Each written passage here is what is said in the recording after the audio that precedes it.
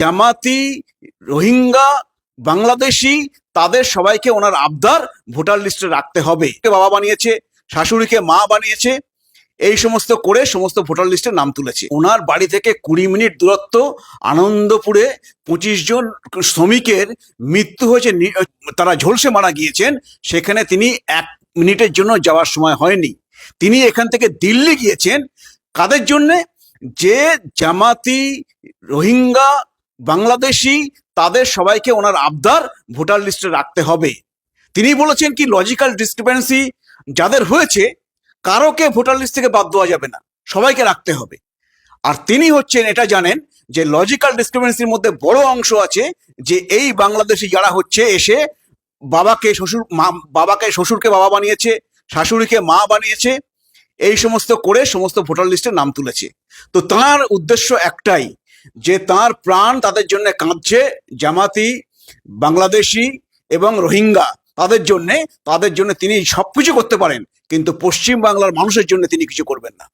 তিনি চান যে তাদের ভোটে ক্ষমতায় থাকবেন, কারণ তিনি জানেন যে পশ্চিম বাংলার মানুষের ভোটে তিনি আর ক্ষমতায় থাকবেন না। তার আর 3 মাসের মধ্যে তারপর তিনি ক্ষমতা থেকে সরে যাবেন। তো তিনি এখন শেষ চেষ্টা করে যাচ্ছেন যে তাদেরকে যাতে রাখা যায়, সেই জন্য তিনি ঘুরে বেড়াচ্ছেন পাগলের মতন, কিন্তু তিনি সফল হবেন না। এটা আপনাকে বললাম, বাংলার মানুষ বুঝে গিয়েছেন যে তার আসল উদ্দেশ্য কি। দিল্লিতে উনি তো যুক্তরাষ্ট্র কাঠামোয় বিশ্বাসই করেন না। আপনি দেখছেন না বিএসএফ কাজ করছে, বর্ডার সিকিউরিটি ফোর্স, তাদের বিরুদ্ধে এফআইআর করছেন তার সরকার, এবং সেটা হচ্ছে ভারতবর্ষে একমাত্র রাজ্য। অন্য অনেক রাজ্যতে আমাদের কিন্তু আন্তর্জাতিক বর্ডার আছে, সে আপনি গুজরাটে আছে, রাজস্থানে আছে, এদিকে হচ্ছে আপনার আসামে আছে, ত্রিপুরায় আছে, কোনো রাজ্যে শুনবেন না। তো এ থেকে বোঝা যায় যুক্তরাষ্ট্র কাঠামো তিনি কিভাবে তিনি কতটা মানেন।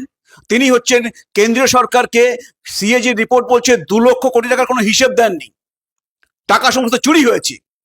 এবার তিনি চাইছেন কেন্দ্র থেকে আরো পয়সা আসুক, যাতে তার নেতা মন্ত্রীরা আরো ফুলে ফেপে ওঠে, আর বাংলার মানুষ যেন আরো গরিব থেকে আরো গরিব হয়। তো এই ধরনের ফেডারাল স্ট্রাকচারকে তিনি বিশ্বাস করেন। তার যখন প্রয়োজন পড়বে তখন তিনি ফেডারাল স্ট্রাকচারের কথা বলবেন, বঞ্চনার কথা বলবেন।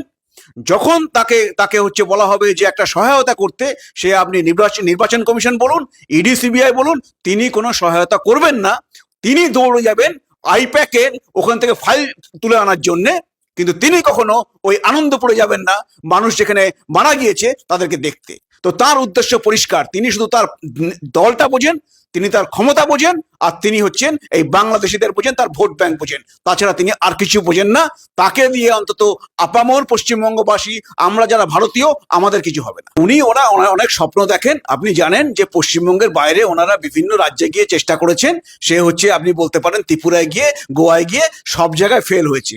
আর ওনার যা অপশাসন পশ্চিমবঙ্গে চলছে, তারপরে উনি আর অন্য রাজ্যে কিছু দাঁড়াতেও পারবেন না। আর পশ্চিমবঙ্গের ওই 42টা আসনের মধ্যে উনি যে কটা এমপি পান, তাই দিয়ে ওনাকে তো কেউ প্রধানমন্ত্রী করবে না। সুতরাং ওনার এটা দিবা স্বপ্ন ছাড়া আর কিচ্ছু না।